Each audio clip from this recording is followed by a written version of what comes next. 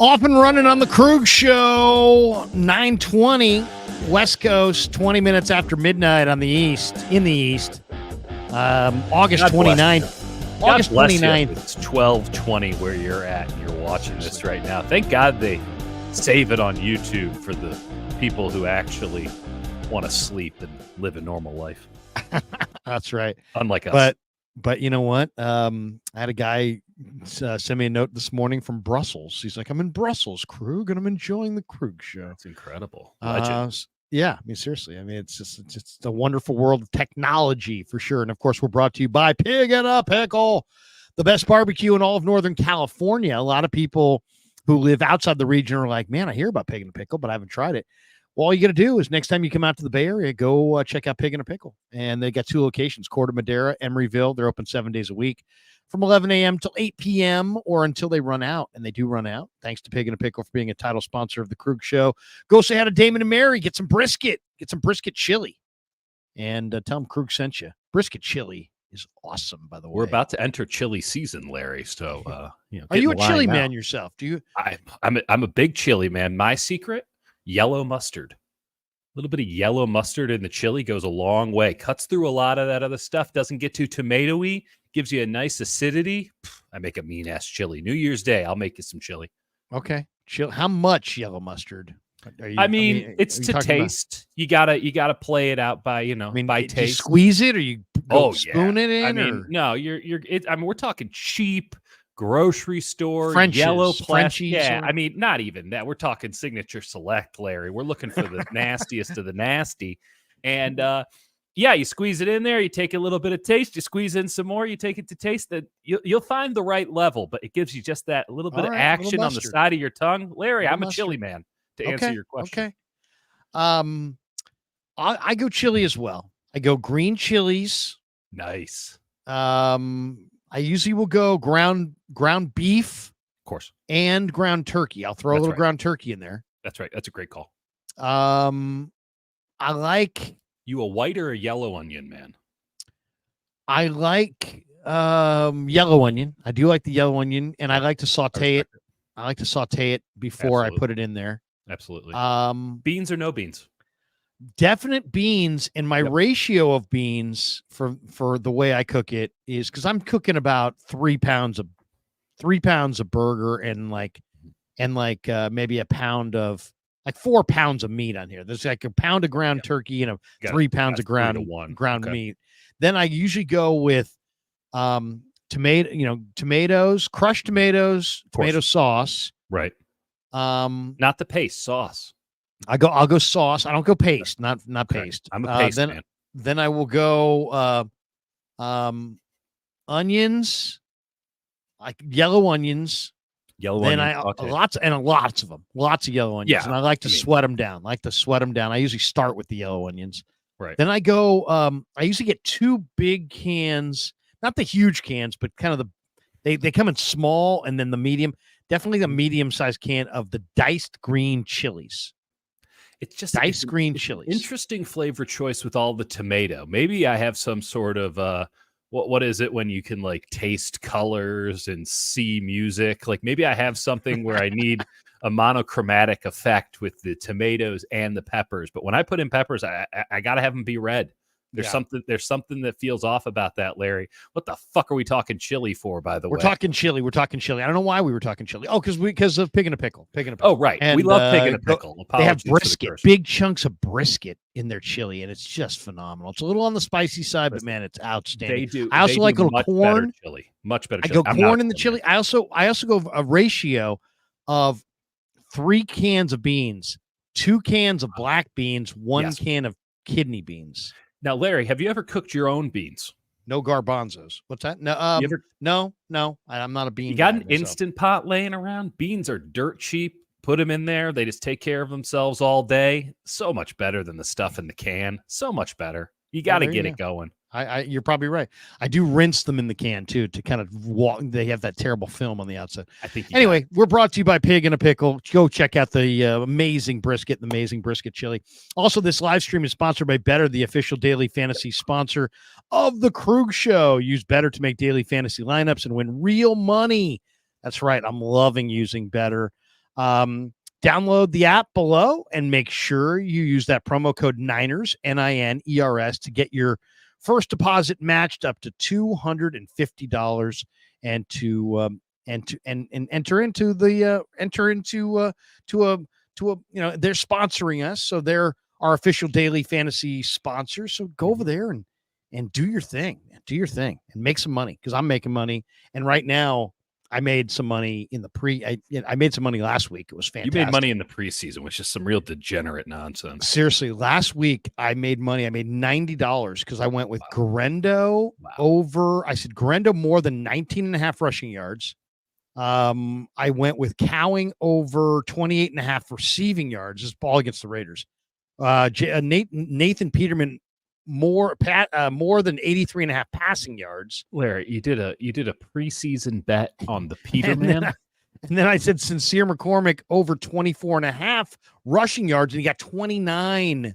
And so we went 4 for 4. We won $90. So I mean, I'm happy for you, but also 90. you need to put that $90 towards therapy.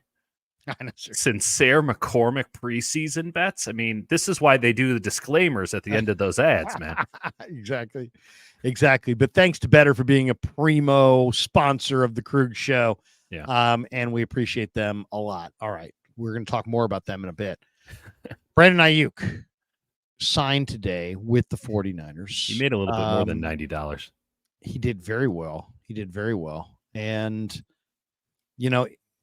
there was, I don't know. I mean, I knew when this came to a conclusion that the people that love to go back and do the receipts thing would nail me, because over the course of the entirety of this thing, which has gone on and on and on and on and on for almost a year, seems like, I don't think anybody's had the same take the whole time. And I most definitely have not. Yeah. So if you want to call me a flip-flopper, I'll wear it. Yeah. I don't even care. I mean, you guys know me. Do I care about what I put out on the show? Damn right I do. Oh yeah. Do I care about credibility? Damn right I do. Yeah. But I'm the guy who owns it. You know what I mean? I've been doing this too long. That's the thing. I first got on the radio in 1995. So I've been doing this a long time. I'm no longer afraid to be wrong. You know what I mean? And and when I am wrong, unlike a 25-year-old Larry Krueger, I lean into it and just be like, hey, you know what? I'm wrong.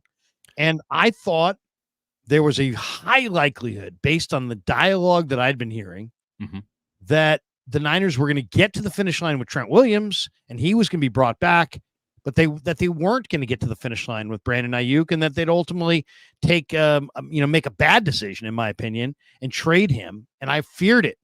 And I only was excited about it when I thought that they could get maybe a good deal in return. Right. Once it was pretty clear that it was going to be draft picks based in return as far as the compensation package, I was like, it makes no sense. So to me, I love today's news, because this is the only scenario that I think keeps the 49ers as a top tier Super Bowl 59 contender. If you took him away and gave them draft picks, would they be a Super Bowl contender? Yeah, but not in that top tier. I think they would drop a tier. You gave them James Daniels and Nick Herbig, who are decent football players, I like both those guys. If you'd given them those guys, would the Niners be Super Bowl contenders? Well, they might be, sort of, but they wouldn't be as serious a contenders as they are with Aiyuk. So, in my opinion, just the fact that he's back, if you're a 49er fan, I think this is the best scenario, even though it was like the worst trip to the dentist times 15.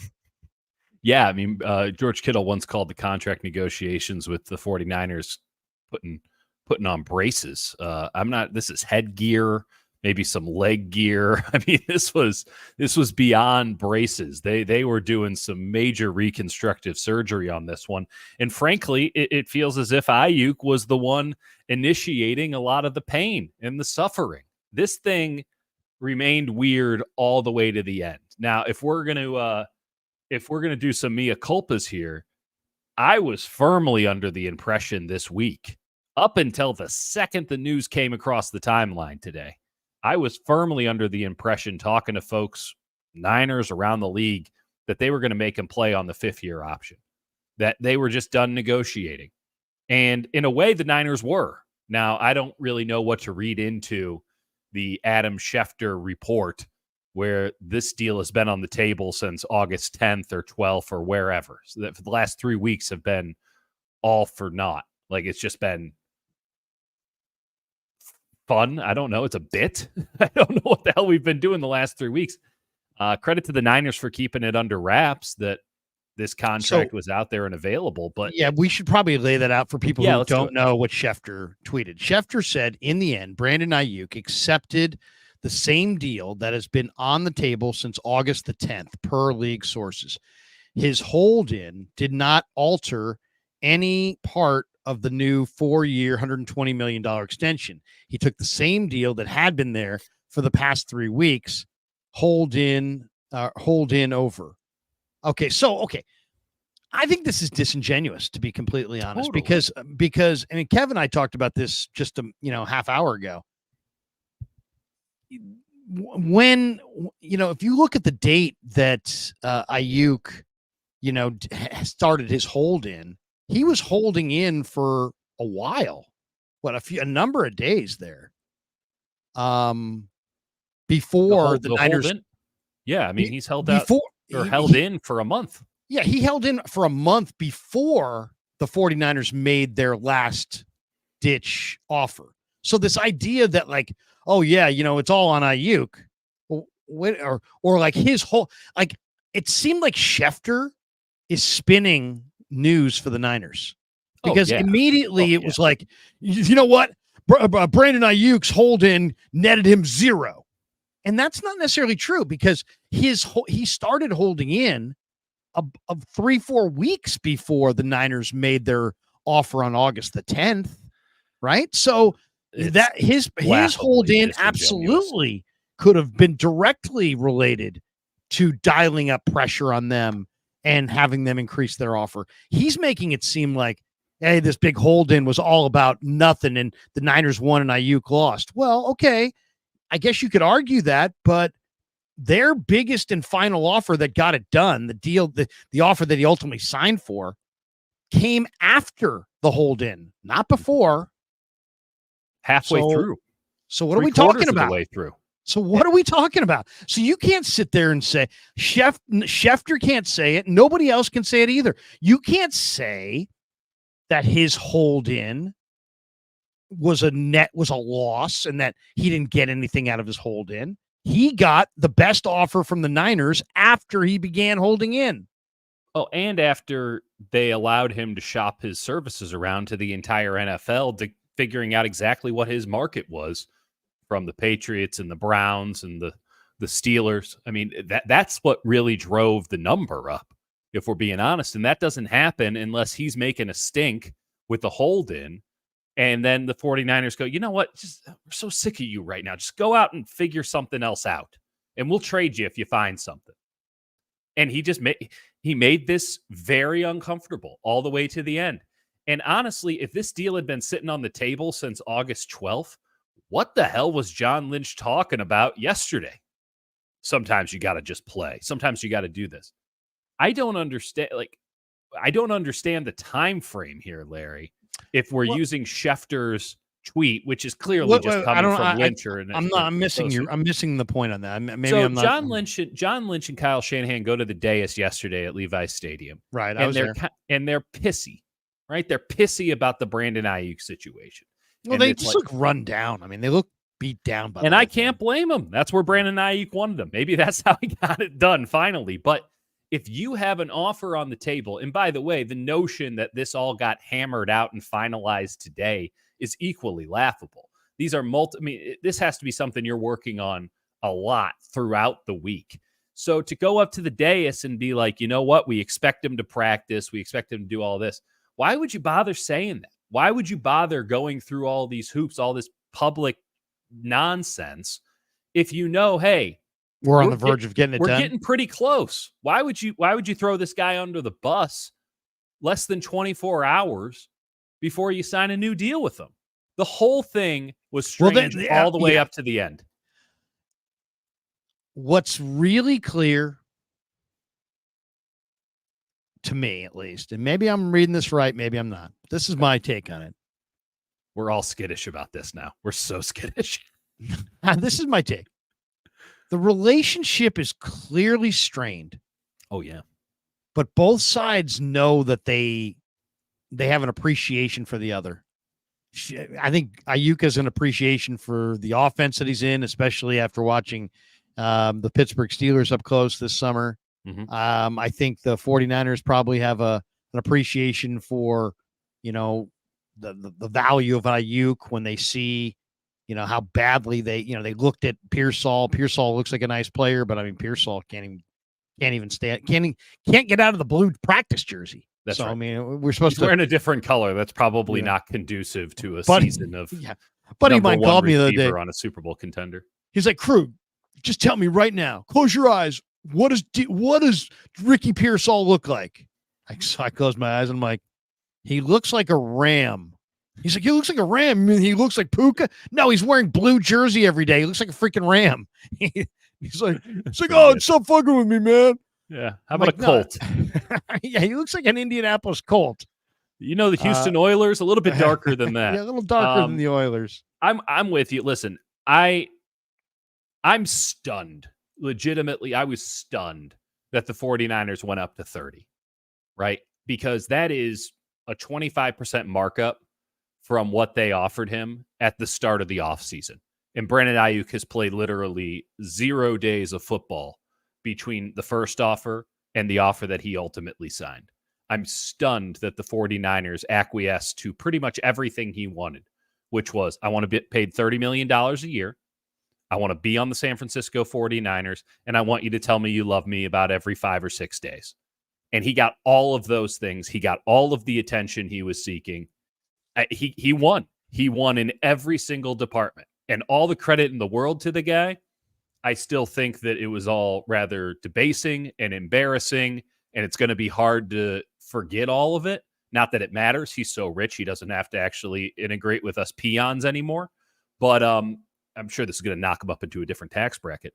Regardless, I cannot believe that the Niners caved in so much, given all of the back channel stuff that we were hearing about how they were really going to play hardball and how Brandon wasn't a top-of-the-line player that deserves to be paid top-of-the-line money, and that they could figure out a way to make this work without him or with him on the fifth-year option, but that they were playing hardball and that money was going to be tight and that they were just not going to pay a premium for a player that wasn't, in their eyes, a premium player. A great player, but not a premium player. And then here they are today, before, by the way, they re-signed the premium player that they need to re-sign. But here they are today saying, actually, Brandon, you know what? Everything you want, just take it. Just take it. John Lynch rolled over on this one. I don't care personally, but I do think it needs to be noted. It's not my money. We're not the ones buying beer at Levi's Stadium. We're not the ones getting price gouged with the season tickets. Like, it's not our problem because we're in the media. And I don't know if anyone will notice. And if they keep winning, who the hell cares? But, man, it's pretty embarrassing for the 49ers front office. They've gotten rolled now a couple times in a row. And for a team that has a reputation, not just internally, but externally, of being really shrewd, really sharp negotiators, I don't think you can maintain that anymore because Aiyuk ran over him. Christian McCaffrey said, I want a new contract. And Bosa. They said, yes, sir. And then Bosa worked him like he was a second string left tackle. So, well, you know what was the weird part about this too? Well, Purdy's going to get his money. Purdy's going to get, $60 million. You know what's also weird? It's weird that they not only did they cave, but they still drove this thing all the way to the end. I mean, they caved at the end and gave him a ton of money. Though, you know what? I don't think it's offensive to pay Brandon Aiyuk $30 million. I know there are other people that do find that offensive. I don't. I mean, look at Who are the other receivers making $30 million? I mean, well, he makes as much in the list. He's Hill now. He's under. Yeah. So okay. So he's right there. He's right where I think he should be. If you said to me, what is Brandon Aiyuk as far as an NFL receiver? Let's just keep this real simple. What is he as an NFL receiver? Is he the best? No, he's not. No. Jefferson's the best, or Chase is the best, or Tyreek's the best. Those are the best. So those three guys are better. And is he the next best guy? Probably not. He's probably more like 3 or 4 down the list. He's tier 3, which is very, very good. 10. He's a top 10 NFL receiver, and who's in a pass-oriented offense. So his numbers are a little bit deceiving. And he's a really, really good blocker, and he's kind of an underrated player because he plays a lot. He doesn't get hurt. So I just think that you look at what he is, and okay, so I think now this salary puts him 6th. Is that tied for 5th? Spot? Okay, tied for 5th. Is that a spot or two high? Sure. It's not offensive though. It's pretty much his ballpark. I got no problem with that. Well, you're going to pay him 5th. You're going to pay him in the top 5, and he's really more like 8th or 9th or 7th or something like that. That's fine. I get that. I mean, I'm okay with that. I'm really okay with that. And the reason for I'm okay with paying him is just because you did things that suppressed his numbers that he didn't have anything to do about. I mean, he didn't draft himself into this offense, and he didn't add McCaffrey and all these other weapons, and he didn't decide to run the ball the most and pass the ball the least, and he didn't decide to play the 28th slowest pace.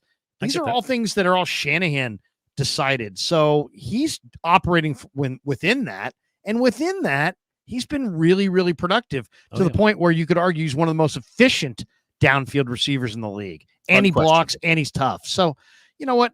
If you pay him, as the 5th rated receiver and he's really more like 8, whatever. I don't care. Well, and Larry, I have no problem with Brandon Aiyuk I have no problem with anybody getting paid. My issue would be if I had to, get down to brass tacks and nitpick a little bit here. My issue is with the 49ers paying him, given that they're not in a position to overpay anybody, even by a cent anymore. Not with Brock Purdy's contract coming down the line, not when you already have premium salaries for premium players on the books that you can't really get off of. Okay, but let's play the game then. Let's play the game. Let's just say that today's signing, because that's the thing. Every signing has to be reported at this point with the implications of the signing. So the signing is great. The implication of the signing is that you won't be able to sign Banks or Lenore or Mooney, or maybe you might have those top 3 free agents. You probably are only going to be able to pay one, and you're going to have to tell the other 2 guys. Gone too. Yeah, and Debo's probably gone.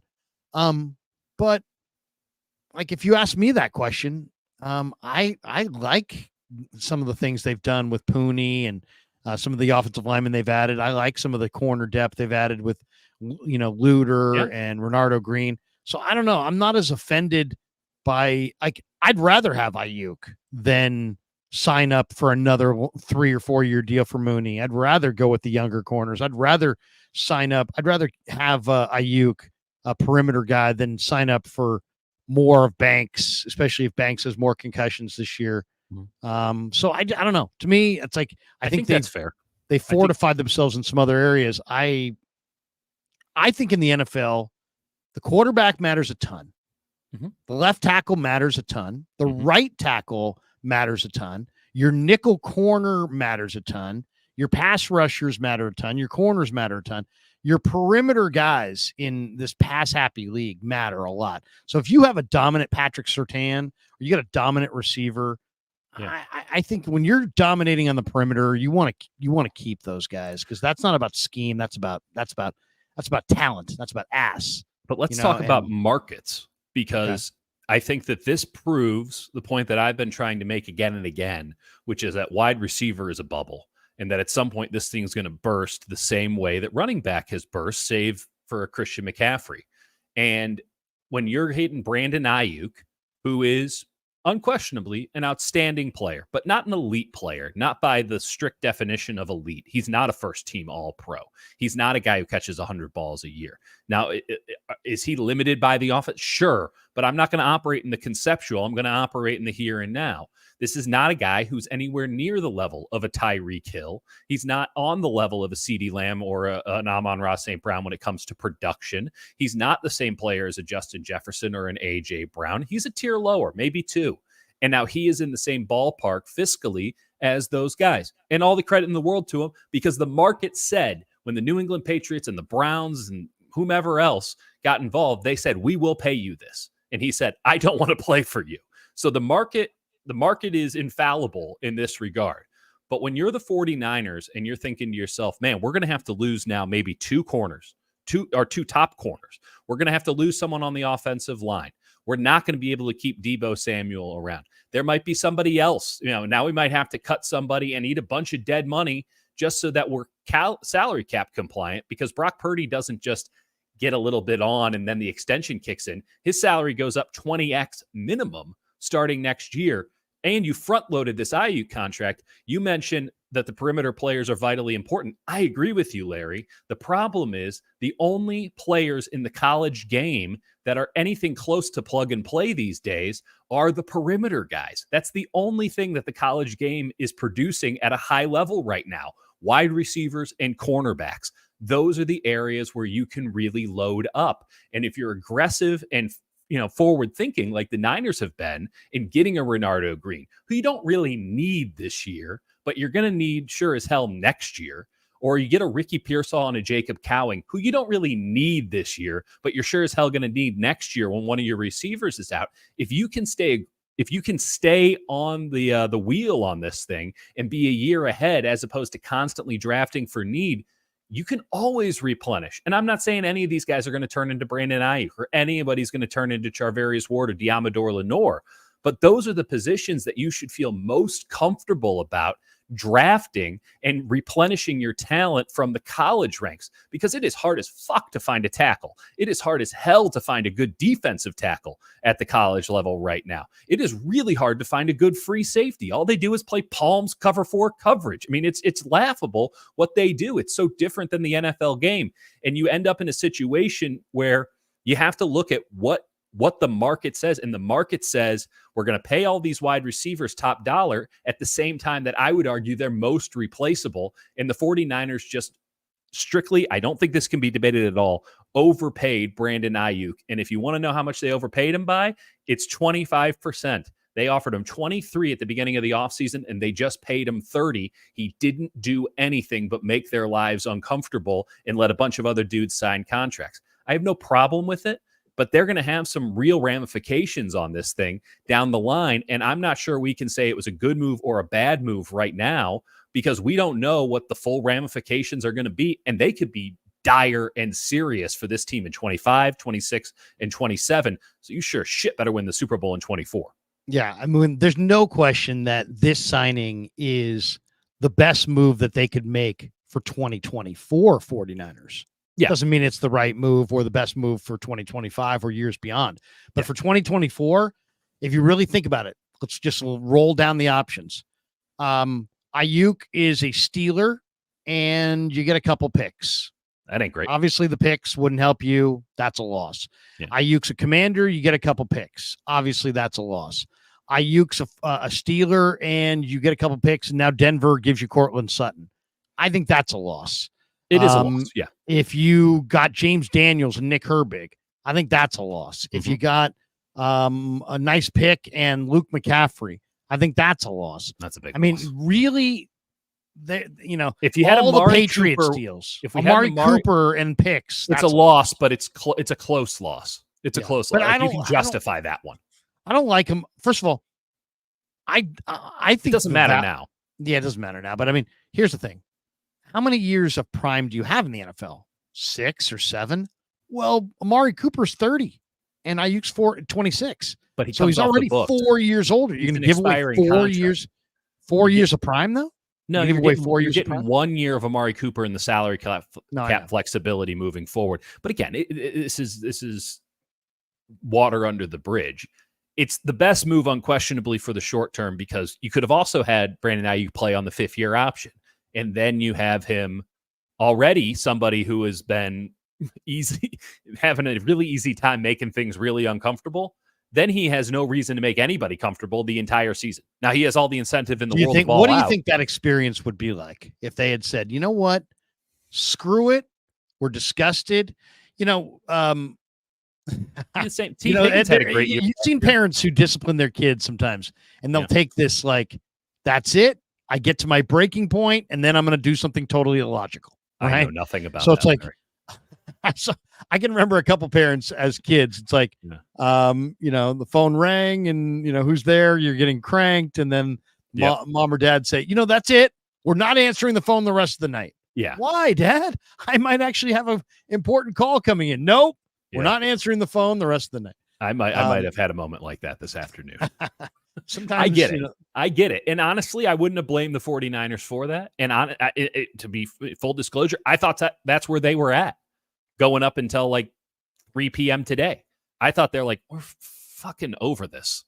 We're done. We're not dealing with this anymore. You're playing on the 5th-year option. At some point, you have to play, was the line, right? So we're just going to play on the 5th-year option, and it's going to be in everyone's best interest to totally ball out, and we'll figure it out on the back end. And we'll probably franchise tag you and then trade you, and you'll be a Pittsburgh Steeler eventually, and someone's going to pay you. And I thought that's how they were going to do it. And here's how I think that would have gone. And it was so much in their best interest to do it that way. Why do you think they didn't? I don't know. I mean, because it would have been uncomfortable. Yeah. It would have been uncomfortable for a couple of weeks. And then everyone would have kind of forgotten. I think they worried about losing control. By totally rolling over?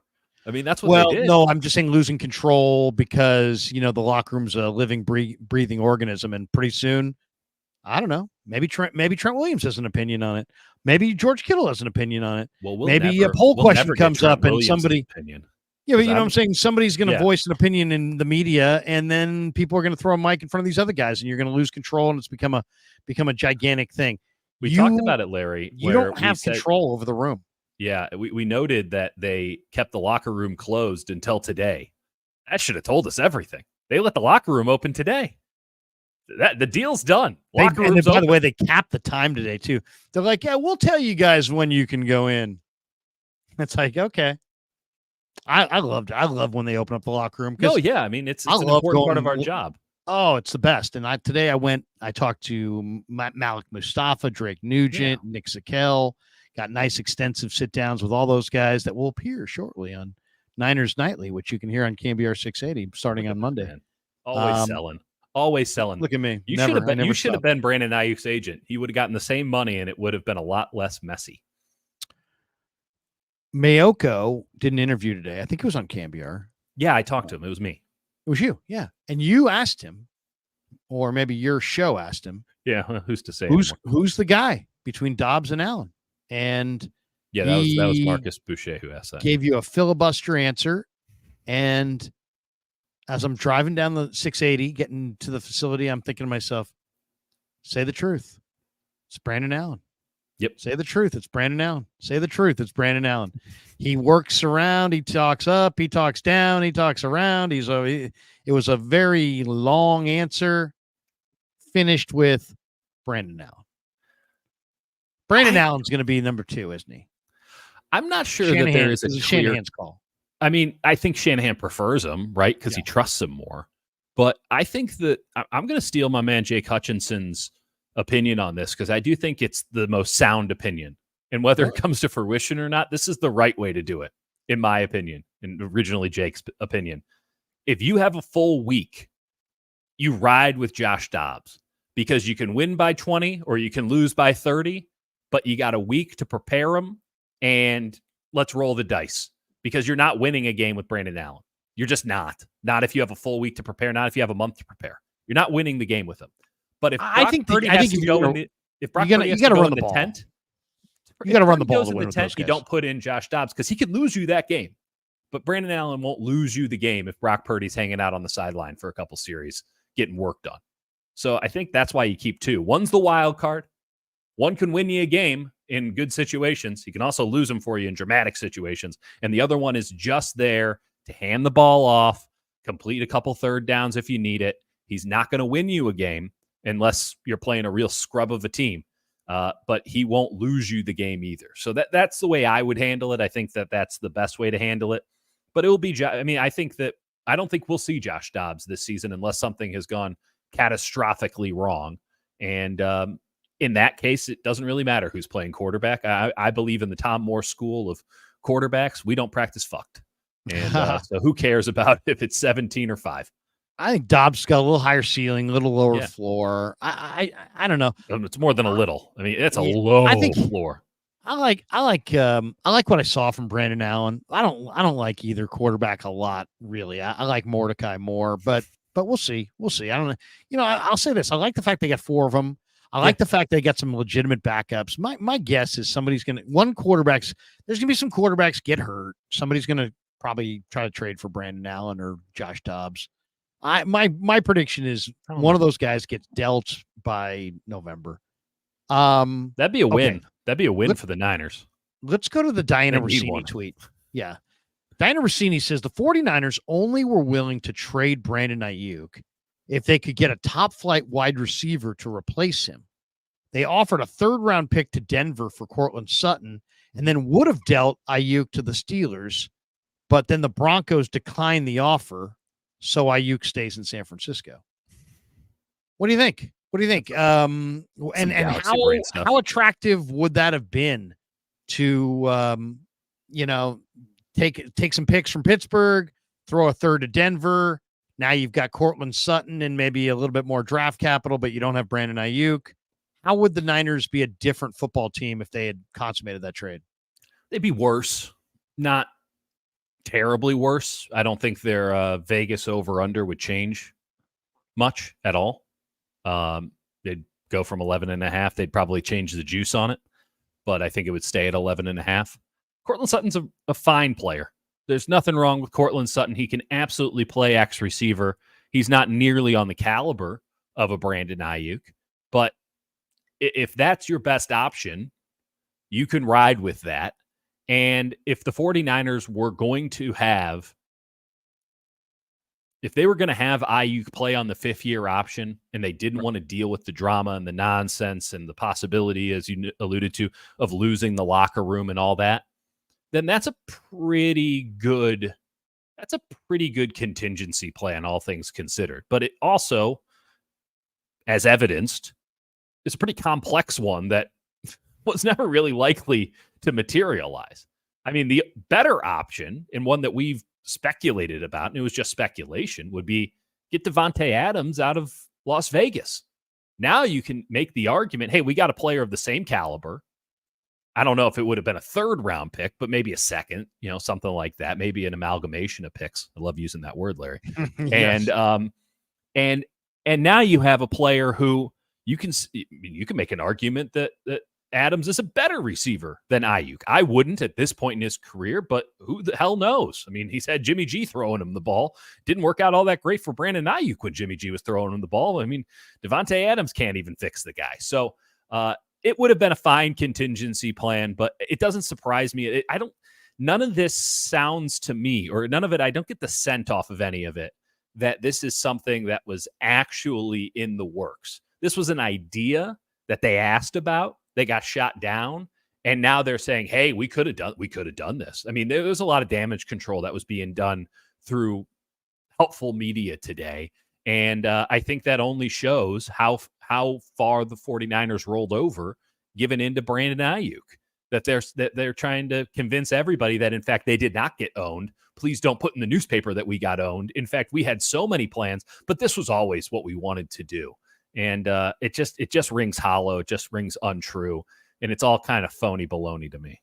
Well, to me, I mean, it's like once you invested a 1st-round draft choice in a receiver, you were hoping that receiver would show up and be awesome and basically, give you more leverage. And instead, that receiver showed up, flashed some talent, flashed some ability, but then was hurt all summer and wore the blue jersey and actually gave, Aiyuk a sizable amount of leverage. Yeah, because of how hurt and how frequently he was hurt. No doubt. So I mean, I'm not surprised that it got done really quick after, this last thing where they basically said, hey, look, you're either going to play or, you better play, because it's like there wasn't the cards were done being played. There was no more moves. He was going to ultimately lose. And so, he somewhat caved, but then they also caved because they gave him the $30 million. Now, the question is this a good move for them short term or long term? To me, the fifth year option seemed like the perfect, let him play on the fifth year option, evaluate Pearsall, evaluate Cowing, see what kind of year Debo has, and see who's healthy.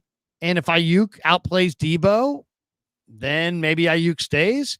If you look at Cowing and Pearsall at the end of the year and you think one guy's Jerry Rice and the other guy's Randy Moss, then you get rid of Debo and Aiyuk, and you've at least for keeping expectations low. Yeah, exactly. But I'm just saying, it's like next year, the Niners are going to be in a much better position to evaluate. Oh, yeah. Do you want to keep Debo long-term or Aiyuk? Do you want to have, what's the Cowing factor? What's the Pearsall factor? What do the rest of the weapons look like? Who does Brock Purdy seem to favor? Who does he have the best rapport with? I mean, a year from now, I think would be a much better time for the 49ers to decide on their long-term, issues or questions with the wide receivers. And instead, now it kind of sets up for, this is probably Debo Samuel's final year in a Niner uniform, no matter what. That's right. And I think that was their plan all along, as evidenced by the fact that they were shopping Debo around to everybody. I mean, Mike Silver coming out today and saying that there's a chance that Debo gets traded if things go awry this season, mid-season. So clearly that is the plan now. I don't think that's a bad plan. It's always been the original plan. But to lean into your point here, Debo still has another year on the contract.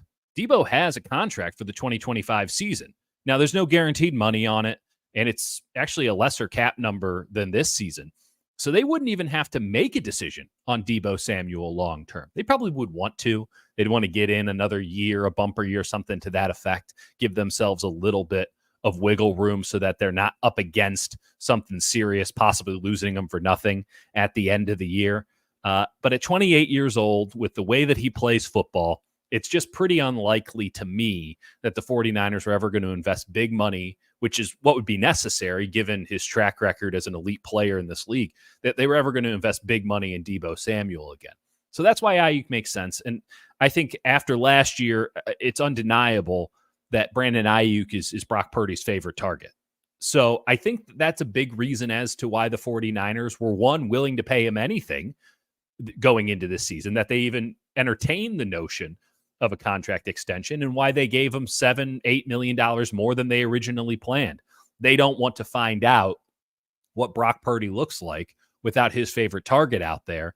And it's a lot easier to replace a Z receiver in a Kyle Shanahan system than it is to replace an X, as evidenced by this offseason, where we don't know what they have at X other than Brandon Aiyuk. You can put together some Jawan Jennings and some Cowing and some Pearsall, and here's some Chris Conley for a couple snaps. That's not Super Bowl contention worthy. And the X receiver spot in Kyle Shanahan's offense, as it is at least ideologically structured, is the focal point of the passing game. It's like that for most teams. A lot of teams now have moved that to the slot. You've seen that with the Cowboys. You've seen that with the Lions. But for Kyle Shanahan, who still uses tight splits, who still goes in two wide receiver sets on the majority of downs, the X receiver is everything to him. And yes, they do get the ball to Debo, and certainly Christian McCaffrey is the number one option in the offense. They want to get the ball to him as often as possible. But functionally, as the play is drawn up, the first read is time and time again X receiver. And I don't think, given the amount of work that they had to put in with Brandon Aiyuk, given the development that he has shown over his career to reach the point now where we're even having a conversation about him making more than $25 million a year, much less the 30 he's going to make moving forward. I don't think they were terribly interested in going through that process again, because it's just such a difficult position. Does that justify what they did? I mean, it's been done, so who the hell cares if it's justified or not? But Debo Samuel is a much easier player to move off of, given what's coming down the pipeline for the 49ers fiscally, given that his entire game is here for a good time, not for a long time. I'm going to share the screen. I'm going to show you this. This is a question I asked Lynch the other day, because you mentioned Terrence Marshall. Terrence Marshall is an ex-receiver. He was a 5-star high school recruit. He went to LSU. Right. He was pretty good at LSU. They went to Carolina, and he's not been very good for Carolina, though he was in 2022 rated the highest rated receiver in the league as far as on go balls, on go patterns in 2022. So he does have some down the field capability. But here's Lynch. I asked him about Marshall and if Marshall was Aiyuk insurance. Here's what he said. John, is the addition of Marshall in any way Aiyuk insurance? They play kind of boundary X receiver spots. That's just a good football player. We were very fortunate to get in the building. I don't know what went on in Carolina. I know that I got on the phone with Terrence along with Leonard Hankerson and Kyle and just told them about the way we do things, what we thought of him coming out of college, and that this could be a great landing spot for him. He's going to have to earn everything, but it's a fun place for receivers to come and thrive. And whatever your best is, I think you'll find it here. So we're excited for that opportunity, excited for our practice squad. It's tough to lose players. I think, Schrader, man, I love that kid and everything he represented and the way he attacked it. Sammy Womack had a really good offseason, was proud of him. I think we're deeper than we've been at corner. And so those are tough decisions that you have to make. One more, Jared Kingston. Jared was doing some really good things. You can't keep everyone. Really proud of this rookie draft class. There's been some injuries, but I think we're getting healthy, and we got the right type of people, the right type of players that are fits here. They're going to help us a lot. So a lot to be happy with our roster. We'll continue to work to get it complete, and can't wait for Levi's to be rocking here. And what are we, 10 days out, 9 days out? John, is the addition of Marshall in any way? Yeah. There you go. A little bit of John Lynch. What do you think? Do you believe him? Do you believe Lynch that hey, just a great football player and it was an opportunity? I mean, the only boundary X receiver on this team really, without Brandon Aiyuk, is Chris Conley. Conley's an older player that would be asking him to run an awful lot of routes. To me, it just seems I don't know. Seems very convenient. And then also it's like, hey, we talked to him. We were like, hey, if you come here, this is a great offense for a receiver. Mm-hmm. It almost seemed like maybe these things were related. What do you think?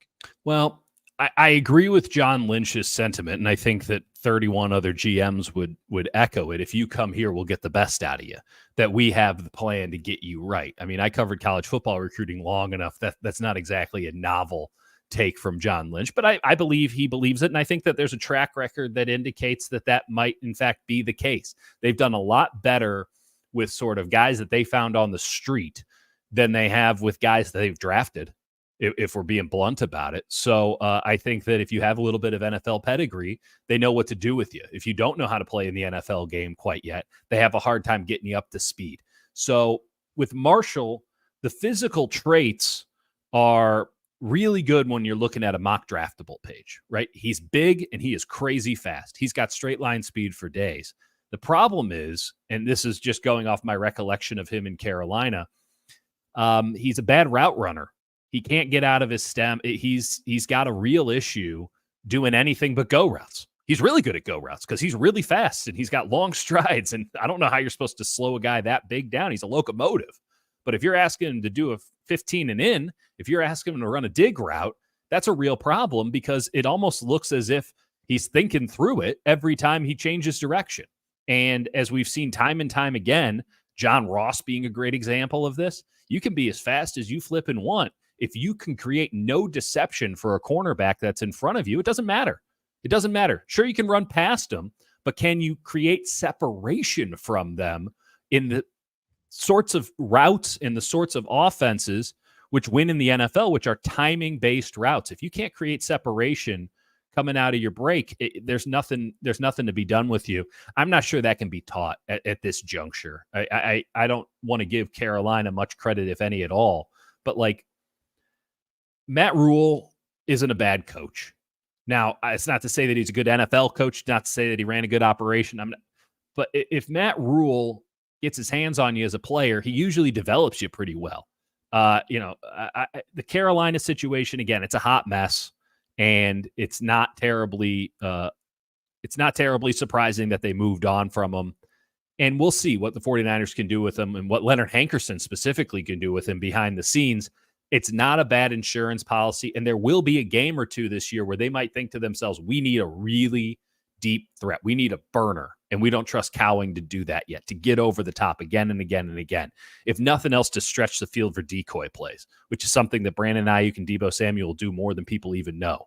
And Brandon Aiyuk has complained about it openly to me multiple times before this season, where he's like, a lot of routes I'm not even asked to really do anything. I'm just trying to create some separation, some space for Christian McCaffrey or Debo on a dig. And I can't buy into Terrence Marshall as anything important, but it would be really fun if they could teach him how to be a full wide receiver, because with that physical skill set, that could be interesting. Yeah. I mean, he's over 6'2". He ran in the 4.3s. I mean, in fairness to Terrence Marshall, he was a 5-star recruit coming out of high school in Louisiana. He went to LSU. When he went to LSU, he was the guy. He was supposed to be better than Chase. He was supposed to be better than Jefferson. Terrence Marshall was the 5-star guy. I liked him out of college. And he was a good player. I mean, he had 10 touchdowns in 2019. What he got caught up in is he gets drafted into the NFL. He's played his whole career so far with the Carolina Panthers. They've had 3 or 4 different head coaches just in his brief NFL career. He's only 24. He's 24. He's already had 3 or 4 NFL head coaches. He's also, in addition to that, he's had some really bad quarterback play. I mean, not to make an excuse, but Carolina's had bad quarterback play. So bad quarterback play, uncertainty and upheaval at the head coaching spot. And now he comes into a situation where he'll never be doubled in this offense. It'd probably be a breath of fresh air. And I kind of agree with Lynch. Let's just say this, if he can't make it here, you can't make it anywhere. I mean, it's kind of like, it's at that point, the opposite of New York. You can make it there, you can make it anywhere. If you can't make it on the Niners, when you're never getting doubled, you're probably going to have a hard time. But this is a good opportunity for him. And I'll tell you, the other guy they signed today was Keyshawn Vaughn. I like Keyshawn Vaughn at Vandy, man. Keyshawn Vaughn is a good running back. I liked him in I practice. got no problem. He's a smooth player. Yeah, I get no problem using Keyshawn Vaughn. I mean, if the Niners have to lean on Keyshawn Vaughn this year, it's not like, oh, they're screwed. No, he's a hell of a running back. He's a solid back. Yeah, he really is. He looked good. I mean, Matt Breida looked good in camp too. Now, there is something to be said for the fact that this offensive line, as maligned as it is and as maligned as it deserves to be, because they cannot pass protect. They can't do it. Everybody, save for Pooney, has anchoring issues on that offensive line right now. We're just talking about the healthy guys. When Banks comes back, then we can have a bit of a conversation there. But you have an anchoring issue at left tackle, right tackle, center, and left guard if it's Nick Sakelj, and we'll see if Banks can get back in there. And then you have a mobility issue with Pooney at right guard. So you're running basic zone stuff, which is all they ran in the preseason, understandably. But, man, I'm not sure that we need to be I can see why the 49ers rolled over. I thought you were getting emotional there for a second. No, I thought you were going to be one of the. No, it's the pregnant pause there, Larry. I can't. I get very passionate. I get passionate about offensive line play, Larry. I want to say I can't. I won't. This offensive line is not good, Larry, and I agree with this one. They're going to regret losing Kingston. I agree with Woodpit 420. I thought that was interesting with Lynch. Good. First off, I asked Lynch a question at the end of the presser saying, hey, a couple of days ago, Kyle came up to the dais and said, listen, we don't know what's going on with Feliciano. It looks like he's going to be injured, and we're going to have to IR designate him. And we just sort of marked that down. So now the Niners had 2 IR designated guys, one in Kalia Davis, and the other one was going to be Feliciano. And that would allow them to get 55 guys through the roster because you can now use 2 IR designations in the preseason, and that those guys don't count against your 53. And then when they did the roster cut down, they kept Feliciano on the 53-man active roster. And I asked specifically John Lynch, why? Why'd you do that? And Lynch, tipping his hand on what would come down in an email about 10 minutes later, after he lied to Matt Mayoko and said they hadn't done any moves on the 53-man that day, that we all got an email saying, actually, we did 3. Regardless, it's he goes, lying season. You know, you would think that you'd want to curry up some favor given the Trent Williams situation, given the Brandon Aiyuk situation, but that's not John Lynch's prerogative at the moment. And regardless, when he said it, he goes, well, we would have had to put him on the 53 anyway. Well, that's just not true. Well, they put Feliciano on the IR. And I think it's interesting that they did those moves in that success. I think that they just weren't into Kingston as we were. I think that they thought Kingston's only going to be a guard. I think a lot of people had a guard. I think they just thought he would slip through waivers. He's a guard. Yeah. Who's kind of top heavy. Doesn't really have big legs. He looks kind of like a skinny leg. He was a project. It was kind of ridiculous. But he's aggressive and he was tough. I liked him. I thought he looked good in the preseason. I don't disagree I wish with they kept him. And I wish they would have kept him too. But I think that we were higher on him because we project more than they did, and they're trying to figure out how they can win games this year. And I don't think anybody, even the most optimistic person, could say that Jared Kingston was going to help them win games in 2024. Now, 25, 26, sure. That's a conversation worth happening. And they've dicked around with that stuff with Nick Zakelj for years. And it might have finally paid off this year. But they just weren't as high on Kingston as everybody else seemed to be. And we're going to find out who's right and who's wrong on that one. But they did not feel an incentive to take what could have been a pretty easy route and keep Jared Kingston around. You get 8 IR designations throughout the season, and they decided that cutting Jared Kingston was a better option than using up one of those to get you to 6 remaining going into the year. I don't know if that's right or wrong. I know what I would have done, which is keep the guy you just drafted in the 6th round who did show some promise, who I think could have been a pretty good guard for you, especially when you know that Aaron Banks is probably gone at the end of the year. You might want some depth there. You might want some depth just given the state of the team currently. But they decided not to do that. As for Schrader, obviously it hurts me as I wear my Missouri Tigers quarter zip, as I bask in the glory of another Missouri victory tonight. But we saw what he was in the preseason. He was awesome in practice. He was exciting. Obviously, everyone liked the guy, if nothing else, because he was sort of the Rudy of the team. And, guy who was in Truman State and then just is all heart. And he was great running back for Mizzou, but he just did not produce in games. He was missing clear running lanes again and again. And it just became obvious at a certain point, like you can't keep him around because he's not going to help you on special teams the way that a Patrick Taylor can. And that's why Patrick Taylor's around. JP Mason's now the number 2 back. You can't use him on special teams anymore. So you got to make sure that you have a special teams guy. Could have been a lot of dudes on the roster, but Patrick Taylor's a pretty good special teams guy, and they're going to need a gunner. I thought the Niner line was disappointing this summer as far as opening holes. No doubt. I think Schrader he's nice, but he just doesn't push the pile. I mean, he's too small. He's just too small. Yeah, he's just too small. I mean, you need guys that are going to push the pile. Like the guy we just were talking about from Vandy. Yeah, Keyshawn Vaughn could do it, man. He's a really good player. He's got a lot more thump and a lot more heft. And I just think doesn't that say a lot, though, Larry, that you can just find Keyshawn Vaughn on the street and you plug him in and it starts and it looks okay. And meanwhile, you're trying to justify. I mean, I can't believe I'm saying this. I can't believe I'm the one projecting this. But you're trying to justify a Cody Schrader when you can just get a Keyshawn Vaughn for free. You can put him on your practice squad. Come on now. And it was probably a pretty shrewd move by McVay to try to take a heady player that he may feel like he can steal some info on the Niners from as well. I also feel like he's a good backup to Corum because I think he's very similar to Corum. I interviewed Drake Nugent today. Love the and Nuge. We've been joking about the Nuge. Love the Nuge. But I think this is one of the reasons also that they weren't as worried about Kingston because you only have so many spots. And this kid played incredible. According to Coach Yak, he put Nugent's PFF numbers up the other day, preseason. 56 pass blocking opportunities, 1 pressure, Mhm. 0 quarterback hits, Mhm. 0 sacks allowed, Mhm. 99.1 pass blocking efficiency for Nugent. He's 6'1", about 290. But he's not, it's not like he's a spectacular loaf. I mean, he is as deep as he is tall as he is wide. He's a cube. broad. He's a very broad player, but he's very smart. He's what I want a center to look like. Yeah, and I talked to him today, man, and he's like, yeah, I've got work to do, and this and that, but I do feel like I had a good summer. I did feel like I did well in the preseason. I am glad to be here. I think they really lucked out. I think that's a player that could be a player of note at some point.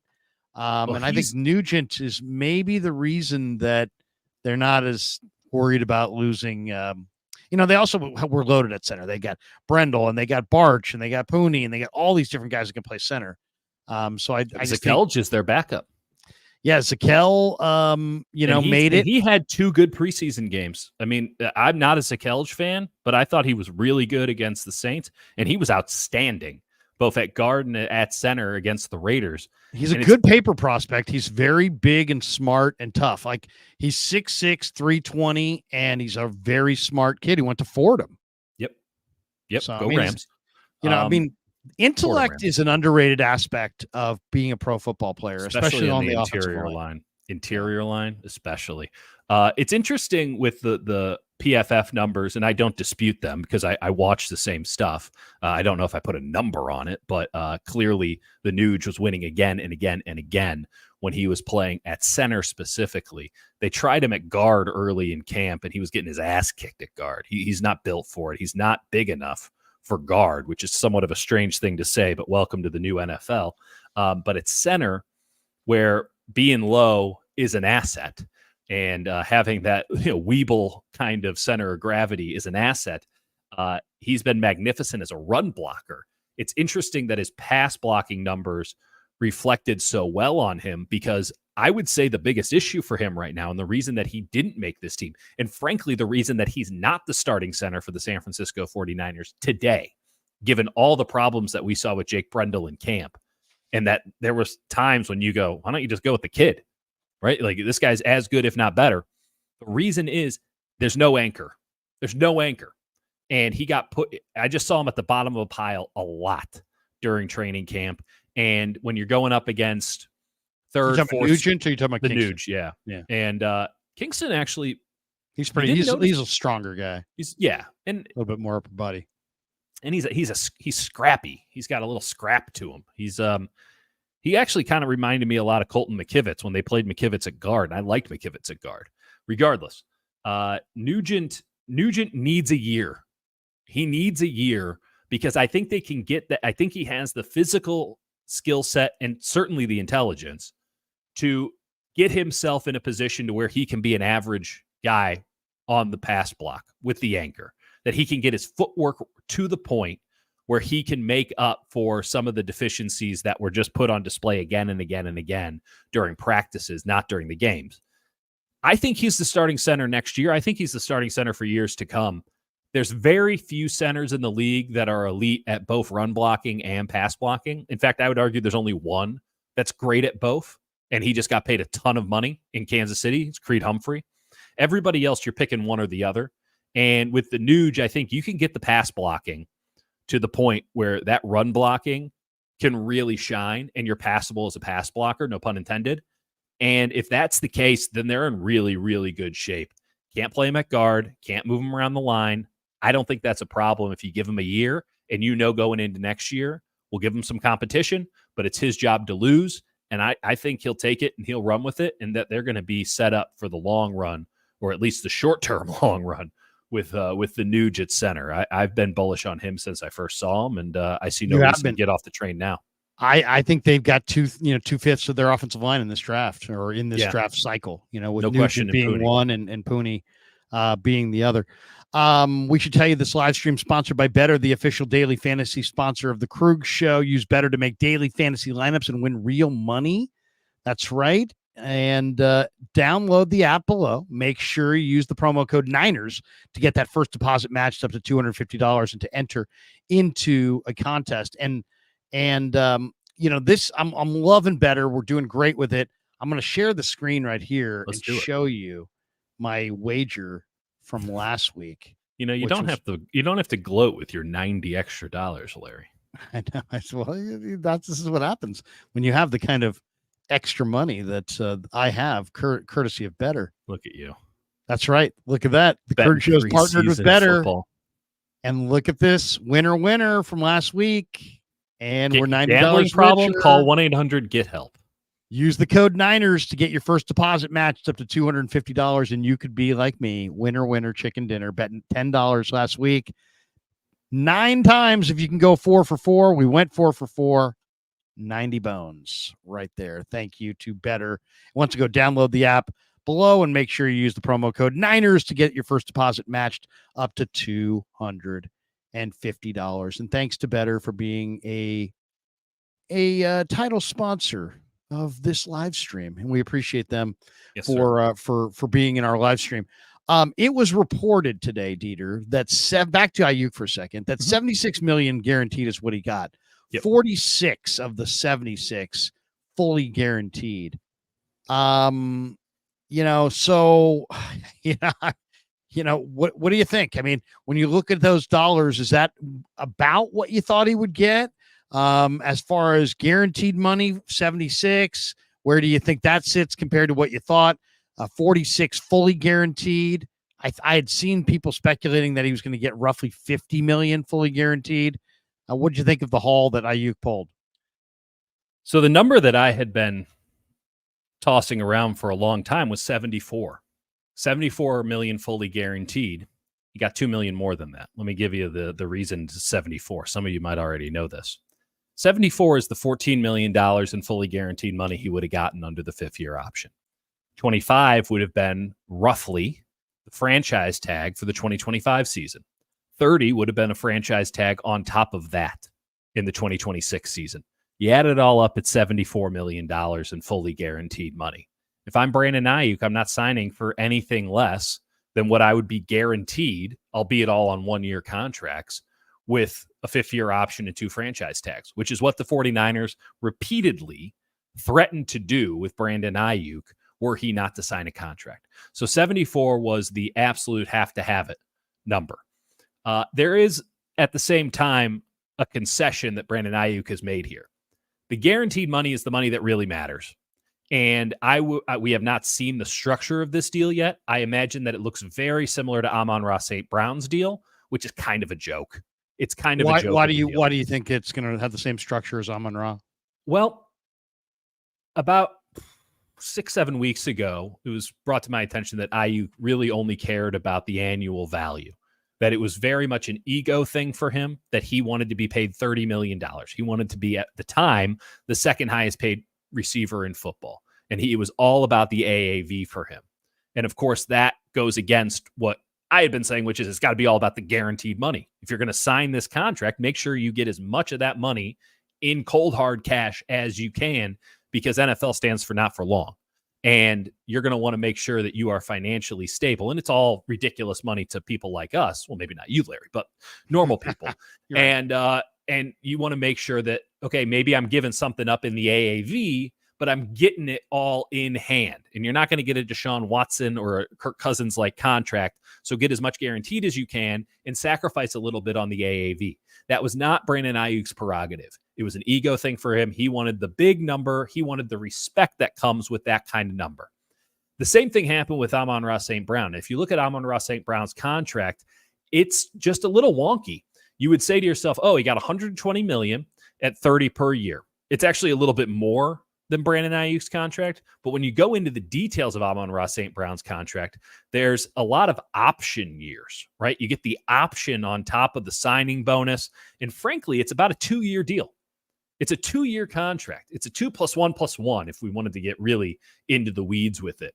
If you have the big guaranteed money, if you get more guaranteed money than Amon-Ra St. Brown got, which was less than what Aiyuk got, but in the same ballpark, I think it's at 34 million towards the 46 with Aiyuk's signing bonus. And again, all of this is not very good radio, but regardless, you get into the details of it and it doesn't look as good in practicality as it does when you put out the headline that day and say, hey, we're paying him $30 million. Aiyuk did a little bit better there, but he didn't go as far as he could have probably with the Niners. He wanted the vanity play, and the 49ers in exchange did win on this a little bit by not getting a ton of guaranteed money. That said, if he's going to get paid $46 million between now and April 1st of 2025, I think that's right. April 1st, that's going to have some serious salary cap ramifications. I'm not sure how that's going to. I'm not sure how that's going to manifest. I'm fascinated to see the details of this deal because I think that much like Amon-Ra St. Brown, much like Jalen Waddle, he might have had a little bit of a fugazi in the contract here, and that it's a little bit more about looking like he won today, and that long term, the 49ers come out looking better than maybe they do right now based on the intricacies of the deal and how easily they could get out of it in the not too distant future. If I'm signing a 5-year deal, I want to make sure that you can't cut my ass before the 5 years are up. And to date, I think even Justin Jefferson can't say that. I think his is like a 3+1.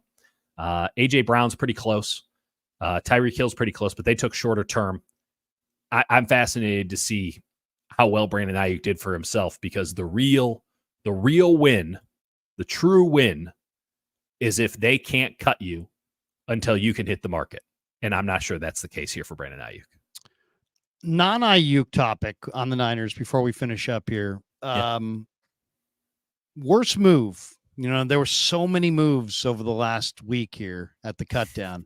Yeah. What's the move that's the worst move? What's the move that is there a move that was made that the 49ers may regret? Is there a move? The one for me is I think they are going to regret getting rid of Sam Womack, and I think it's that's for my. I think it's clear based on who went after him. The Eagles wanted him.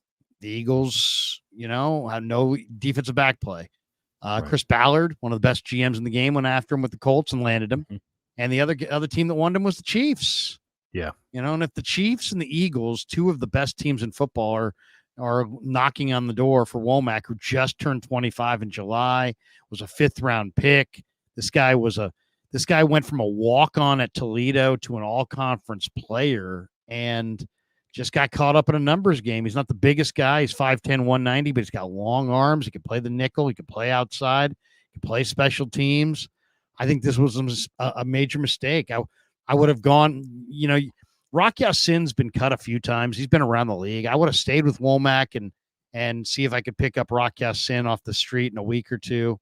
I don't like getting rid of good corners. I did not like that move. I don't like getting rid of Jalen Graham either. For Demetrius Flanagan-Fowles. I mean, you're gonna prioritize special teams in 2024 over Jalen Graham, who's going to potentially start from scrimmage in 2025. I thought was wrong. But they're thinking about a game next week and their depth chart more than the long range view. Those are the two moves I didn't like. I didn't like losing Womack, didn't like losing Graham. What was, in your mind, what was the worst move? I really didn't like that they got rid of Sam Ekwonu after putting him on the 53. I think that there's something there, and it might be nothing. It's probably nothing. But he showed something that was a little bit more than expendable in his time on the practice field and in preseason games. I thought Alex Barrett had a really good camp, but they haven't treated him with respect yet. So why start now? I think that they kind of knew what it was and that they were willing to roll the dice on that one. But when you bring Ekwonu and you put him on the 53 to cut him the next day, there's something off about that. I'm not entirely sure that cutting Braden Willis was the right move either. I am in full agreement that Jake Tonjes is the better player there and that he deserved a spot over Willis. And I'm glad that they brought back Eric Saubert because there was legitimate confusion as to why they cut him. He's a really good blocking tight end. And while he's not giving you much anywhere else, like they signed him to be a blocking tight end and he fulfilled the mandate to a T. He's an upgrade over Charlie Warner. He's a really good special teamer. And I thought it was weird that they decided to get funny with it. And luckily it worked out for him. But Braden Willis has something. He has something. Now, maybe he'll never get it together between the ears to be the kind of player that they want. But if I had to make a guess as to which player they truly let go, I think Womack's the right answer there. I think that's the biggest concern, and it speaks to their depth at corner that they're willing to just let Sammy Womack go, because Luter was a better player in camp, unquestionably. Yeah. But to let Braden Willis walk out the door after a short period of time when he has flashed enough to where you kept giving him opportunities, you kept promoting him, and then at a certain point he hit the Peter principle, and you promoted him a little bit too far, and then instead of knocking him back down to maybe a position that would have been a little better for him, you decide, actually, we're done with this. There's a strangeness there, and I'm wondering if that's an issue of coaching as opposed to an issue with Braden Willis, and I guess we'll find out here in the not-too-distant future. Couple last thoughts. Steeler fans are crushing, Omar Khan and Mike Tomlin and the Steelers. You knew the way this was going to work, that one team was going to get Aiyuk, who's a 26-year-old player in his prime, and we're going to feel good about it, regardless of the money, because the fans don't care that much about the money. No, there was going to be one team that was not going to get him, and it winds up being the Steelers. And so, there's different people on the Twitterverse. Blitzberg says used Steelers as leverage. Pittsburgh got played.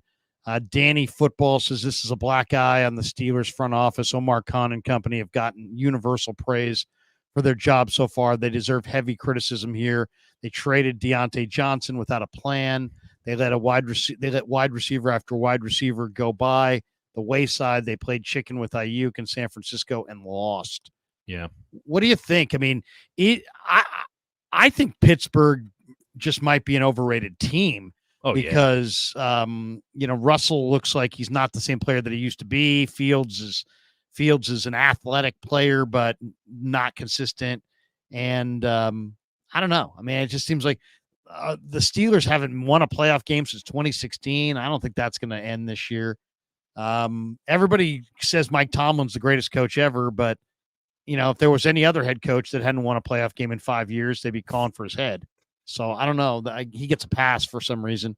Well, what do you think? I mean, he's never had a losing season in the regular season. That's part of the reason he might have a pass in a tough division.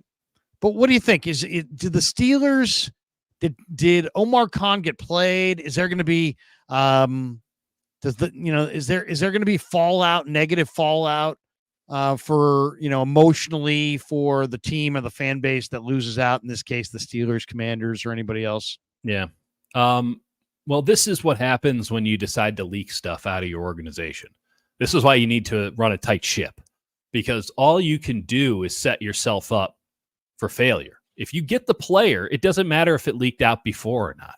But what you've done is now you've set expectations by somebody, and I'm not sure it's a conscious effort, but by not keeping a tight ship in Pittsburgh, where you had a bunch of people leaking stuff, whether it's to Andrew Filipponi or whomever, because there were multiple people who were reporting separate things at all times. But by having a leaky ship, you had the Pittsburgh fan base get their hopes up again and again and again. And they started to just extrapolate it to the point where Brandon Aiyuk was coming. Now, Brandon Aiyuk fed into that, absolutely, and he did use the Pittsburgh Steelers as leverage. But ultimately, the Pittsburgh Steelers never provided the San Francisco 49ers a deal that was worth it for the San Francisco 49ers.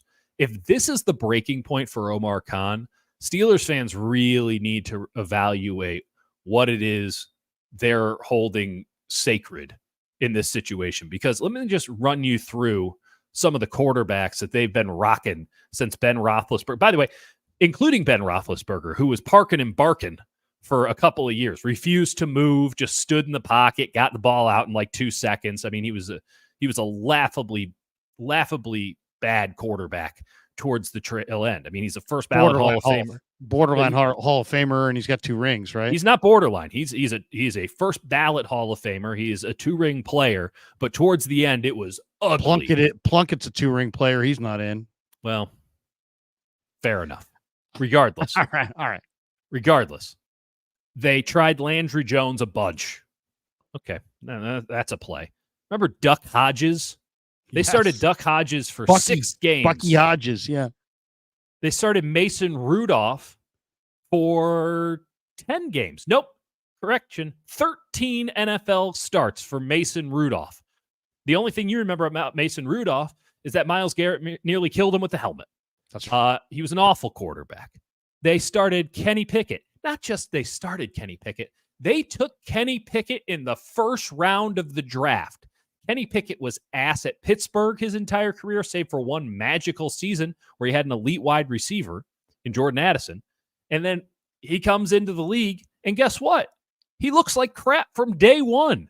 And people go, oh, he had a really good preseason. Then what happened? What happened is they went back to Mason Rudolph, and they started Mitch Trubisky for 2 games last year. So if you want to go at Omar Khan for, hey, this is the straw that breaks the camel's back, what have you been waiting for? They have sucked. They have sucked, Larry, at getting quarterbacks. I'm having one audio problem. I'm going to have to give me 1 minute. 1 minute. I can filibuster. Damn. I'll be right back. Okay. This is some dangerous stuff that you're doing here, Larry. So you got Mason Rudolph starting 13 games. You got Kenny Pickett getting 24 NFL starts. How many starts did it take for everyone to figure out that Kenny Pickett wasn't the guy? 5? 10? You gave him 24 NFL starts. Now, Mike Tomlin might be a great coach because these are the quarterbacks he's been dealing with since 2019. Duck Hodges, Mason Rudolph, Kenny Pickett, Mitch Trubisky got 7 starts for this team. They've had ass at quarterback for years and years and years. I don't think that a good wide receiver in Brandon Aiyuk is going to change anything for the Pittsburgh Steelers because they still got ass at quarterback. You got the hollowed out shell of a Russell Wilson, in no way dangerous Russ anymore. And you got Justin Fields who can't see the fields. And it's not going to get any better until they get a quarterback, at least one that's passable as a starter in the NFL. They have been operating with a bottom 5 quarterback in the NFL, even when Roethlisberger was playing. And so Mike Tomlin going out there as a defensive first head coach who could still get you winning records every year. Mike Tomlin might be the best coach in the NFL, given that case. Now, we're going to find out this year just how good Mike Tomlin is, because at a certain point, the head coach is responsible, defensive or not, for the quarterback. How are you, Larry? Sorry. The notion that, we didn't get Brandon Aiyuk. In fact, this is the problem. No, the problem is quarterback, and Brandon Aiyuk isn't fixing the fact that you have bad quarterbacks and that you've had bad quarterbacks. And, you say, we don't have good wide receivers. How would you know with these quarterbacks? How would you know? So Pittsburgh needs to do the entire city of Pittsburgh, the entire nation of Steelers Nation, as much as I hate those phrases, Steelers Nation or Cowboys Nation, whatever, but a fan base that spans from coast to coast unquestionably in the Steelers, everybody needs to do a little bit of self-evaluation. Yes, you got your hopes up. Yes, you're angry. Yes, Brandon Aiyuk played you a little bit here. And maybe the ship's a little bit too leaky, and that's a real problem. But what are you really mad at? What are you really deflecting from? It's the fact of the matter is you haven't had good quarterback play in 6 years. And guess what? You also haven't won a playoff game since then either. Let's hit some starred chats before we jet. Martin's in here. He says, hey, Larry, how realistic that Trent Williams signs before we play the Jets? I think he could sign this weekend and still not be able to play against the Jets. He's 36. And the last thing you want to do is subject him to some kind of terrible soft tissue tear because you're rushing him out there. Dieter, I don't know. I mean, I would say, I don't want to say today is the deadline, but it's the 29th. You got roughly a week or so until you play. I would say if you want him to play against the Jets, he had better be there on Tuesday. And even so, I think that might be a bad decision. I think I would want to take a look. If he doesn't look super great this week at practice, I'm not playing him against the Jets. Yeah, I mean, the answer was yesterday, and the answer before that was the day before that. It's absolutely in question if he can play against the Jets. I suppose that the question is a bit more plausible the further out we are. And the drop dead date has to be when they're in earnest practice next week. So it's tomorrow or Saturday, and then he's on the practice for a couple of these tune-up practices, sort of an extension of mini or training camp. And then by the time you get into the nitty-gritty of it, you feel like, hey, we can give you some rep. I will suggest this.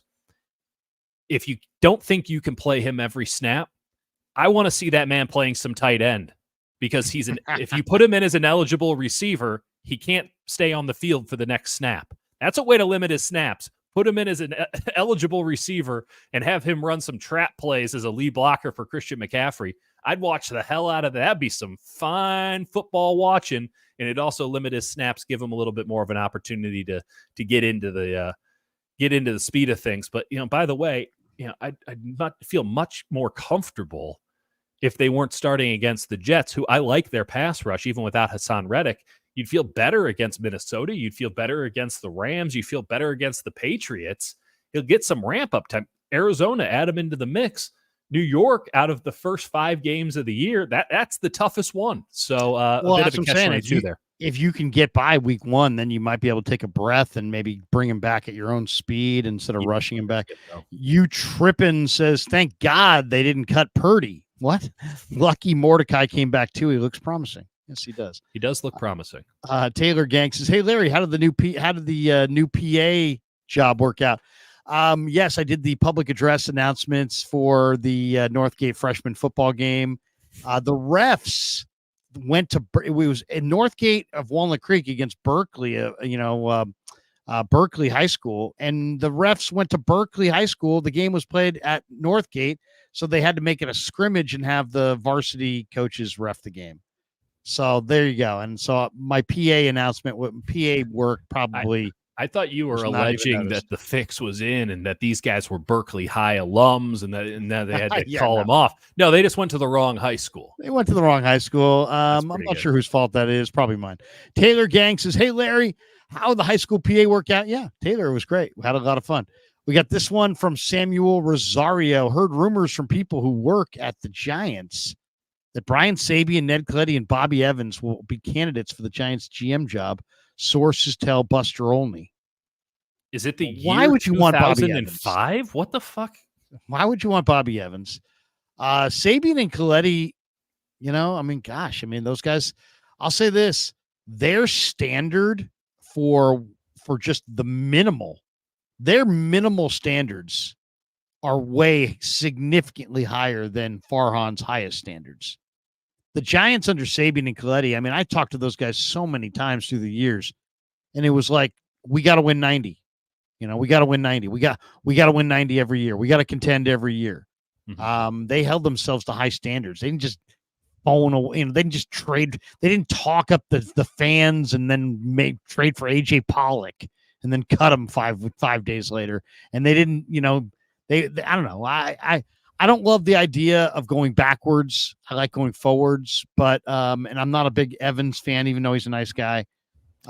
Good man of faith, very solid. I'm gonna need to see Samuel Rosario show his work here. I haven't heard anything like this. Yeah, seriously. Well, I'd like to see it. Where are you hearing these rumors? Buster Olney. I'm just on his Twitter account. John Chisari says, Larry, Debo is Kyle's guy who says Debo don't take less to stay in San Francisco. If he balls out, probably not, but I wouldn't rule that out. Yeah, well, if he wants to take less, you're right. Yeah, I'm sure the 49ers, they need someone to take less now. Right. Heck, yesterday Lynch was talking him up.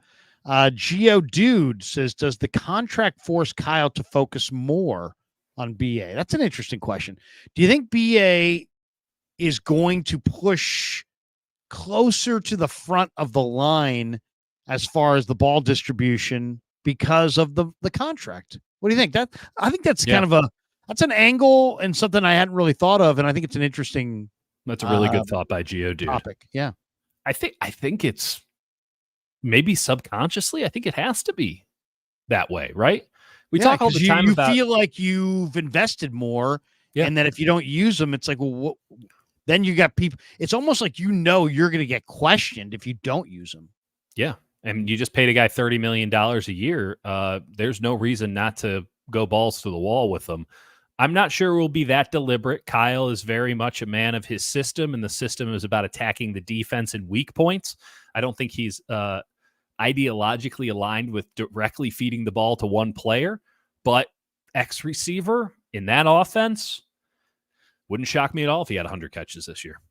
Silverado Kev said, glad it finally worked out, but here's my thing. had he got more targets last season and in the Super Bowl, we'd have our 6th trophy. Now that he's gotten paid more than they wanted, do his targets increase? I think it's kind of the same question, but yeah, absolutely. I think his targets will increase. Along those same lines, I mean, yes, he was open a lot in the Super Bowl. That's an issue of offensive line, and that's not something that you could say has become appreciably better. And in fact, as it stands right now, it is significantly worse. So it's a team sport. Trent, yeah. We talk about this all the time. It's the ultimate team sport. It doesn't matter how open Brandon Aiyuk is if Brock Purdy's running around for his life and he can't see him. Tony Nagatani says, how much do you think Aiyuk's deal being up in the air affected the Niners' ability to give Trent his raise? What do you think? Is the Trent restructure, re-signing, giving him a few more $1 million, is that going to be quickly done now that the Aiyuk item is off the table? What do you think? It better be. Now, we don't know the intricacies of the Aiyuk contract. It might make it much, much harder because they might have used up all their cap room in this season to give to Brandon Aiyuk, and now you don't have that kind of money to give to a Trent Williams. And Trent Williams is not going to want just money for this year, but next year as well. So they might be in an even tougher situation fiscally than they already were. And the only logical explanation as to why they've dicked around with this Trent Williams thing as long as they have, because it's a pretty simple negotiation. You pay the price or you don't get the player. The only reason that I can say on the 49ers behalf that they've been dicking around is because it is a really difficult financial thing to fit in. You are trying to find money that you've already allocated, and you got to move it around and still be able to do the things that you want to do down the line. I wouldn't be at all surprised if this Aiyuk contract makes it tougher. And I said this on the air today. I'm getting roasted on Twitter left and right. Do not test Trent Williams. Do not think for a second that this man is bluffing. He doesn't need it. He's doesn't need proven he'll do it. The only question that this man still has to answer is what size jacket do you want for Canton, right? He doesn't need any of this stuff. And the longer he's in Houston, the more you should believe that he's not leaving Houston. Not now, not ever. The 49ers have a very clear price on the table. And John Lynch yesterday said, we're throwing ideas his way. There's no ideation necessary. You go to Target, you want to buy something, you pay the money that's on the tag. Otherwise, you don't get the item. This is not a bazaar where you can barter, right? You're not negotiating with Trent Williams. You go and you pay the man his money, or you don't get Trent Williams. And if you don't get Trent Williams, you don't get a Super Bowl. Well, and he's proven he'll hold out. And if you mean, come on, he's proven the entire 2019 season. Skip the entire thing on principle. He's got leverage. All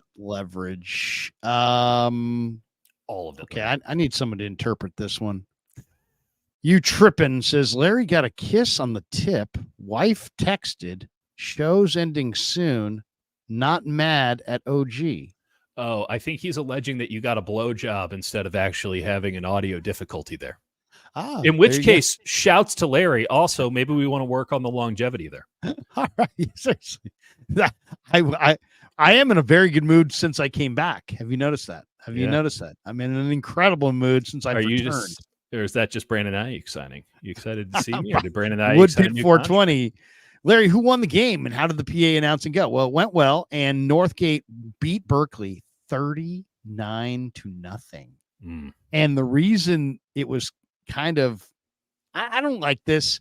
When the score gets to a certain score in high school, they go running clock in the fourth. Now, I didn't mind it because I knew I was streaming with you, and I didn't want to start at 9:45.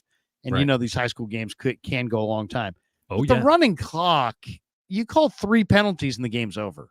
Mm-hmm. I mean, that's just like, it's a 10-minute running clock, and these guys are not the most efficient, people with the penalties. So a couple penalties, and all of a sudden it's like game over. Thanks for coming. I don't know. You practice all week. Football practice sucked. Football games were fun. Yeah. Do we have to get them over so fast? You know what I mean? I don't know. That was my thought. You're a sicko, Larry. You're like, you know what I need in my life? More freshman high school football. I know, seriously. They looked at me with about 2 minutes before the game. They're like, do you have a national anthem? I'm like, do I have a national anthem? What? You think I'm going to sing the national anthem? I don't think America wants anything to do with what's about to happen on this field. And then I thought to myself, I could play it off my phone, but I'd be playing it. My idea was to, look up national anthem on YouTube. And then I'm like, well, how bad's that going to be if I'm holding it up to the phone and all of a sudden there's like there's a commercial for Pig and a Pickle in the middle of the stream or something. And Larry, you can't football afford game. YouTube. I can't go with that. You can't afford YouTube Premium at this rate. Seriously, I actually should have gone with my kid goes, Dad, you should have gone to Apple Music and typed in national anthem. Probably could have gotten the Marvin Gaye 1992 NBA All-Star I know, I game, should the have. all-time great. I was afraid that my phone, I would go back to my Apple Music array, and then suddenly I'm going with Drake, "Money in the Grave," and now people are looking at me going, "What That's the heck? The Canadian national anthem. Why are we You're listening looking to for the Money in the American Grave?" You know what I mean? Yeah. I just with didn't want to.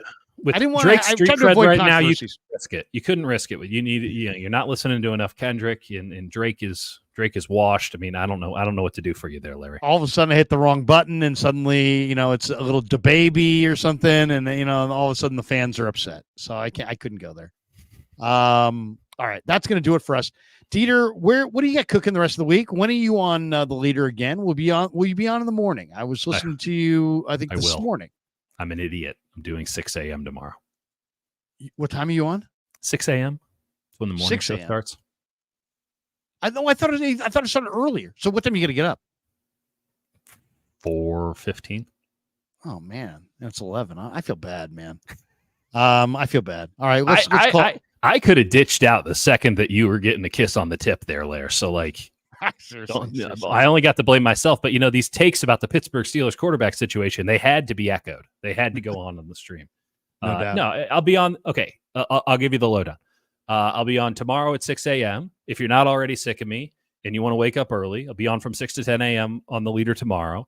And then on Monday, me and my man John Dickinson will do 8 a.m. to noon on the leader as well. And I'll talk to you next Thursday after a little Thursday night football action. Larry, how excited are you? Chiefs Ravens. We'll have some at stuff Arrowhead. I believe it's at Arrowhead. Yeah, that's gonna be good, man. That is gonna be good. Looking forward to it. Have you given your Super Bowl pick? I went Texans Niners. I feel pretty good about it. What do you have a pick? I am. Or do you want to hold off? I'm a little bit bullish on the Packers right now, and I don't like how that feels in my body. You're a Chicago guy. Yeah, no, I don't like any of it. And I'm not totally sold on Jordan Love, but I love their coaching staff. I think their coaching staff's exceptional, and I think that they have one of the best front offices in football. If I'm going to Malik Willis as a backup quarterback, you could do a lot worse. They did do a lot worse for many years. You know what? I'm going to go chalk. Kansas City 3-peat. They're better than they were last year. And that Mahomes fella, I mean, it's lame, whatever. They are that offense is going to another level this year. And last year, that was the bugaboo for the team. I look at the AFC. I still like Buffalo, but Miami's not a real threat. Man, I don't buy Baltimore. There will be a surprise or two, no doubt. Kansas City. If I had to put some money on it right now, I'd go Green Bay, Kansas City. And Kansas City winning it. Yep. I'm going Niners, Texans with the Niners. So we'll see. Watch us be so wrong. Watch it be the Falcons and Baltimore. Yeah, exactly.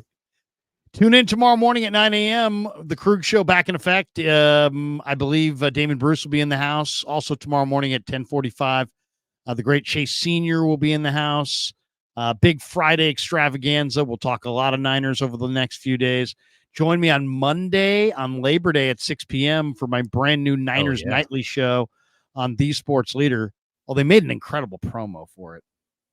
Do we want to play that off your phone, or are we too concerned about DaBaby coming through on Apple Music? No, I'm not as worried about this one now. But yeah, I am. The DaBaby is because it's it's over the top. Yeah. But here we go. So I've heard.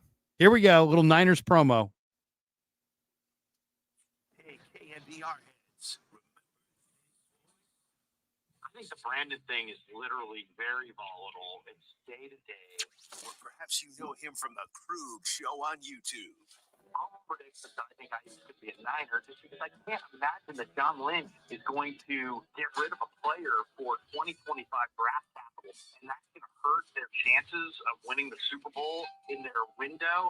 Either way, Krueger is coming back to VR. Starting Monday, Larry Krueger hosts Niners Nightly. Here we go, baby. Niners on 3. Get your faithful fix with a man who's front and center to everything 49ers. Weeknights from 6 to 7 on the Sports League. There you go. All right. Front and center, Larry. Front Can't and sit center. in the second row now. Labor Day, 6 p.m. on Labor Day. Join me for Niners Nightly, the beginning, as we talk a lot of Niner football. And I'm glad that Aiyuk's in the fold because maybe they'll go to the Super Bowl. And if they do, it'll be in New Orleans. Dieter, how great would it be to be partying in New Orleans in February? I will not be there. I will buy you a drink. You will be there. Why won't you be there? You'll be there. Reasons that I cannot explain on the stream right now. I will not be there. Yeah, really? Oh, now I got to hear it. That's going to do it for us. Thanks to Dieter. Thanks to all of you guys. Thanks to Better. Thanks to Pig and a Pickle. Until next time, peace. Yeah, never met a man I've been scared of. Careful. You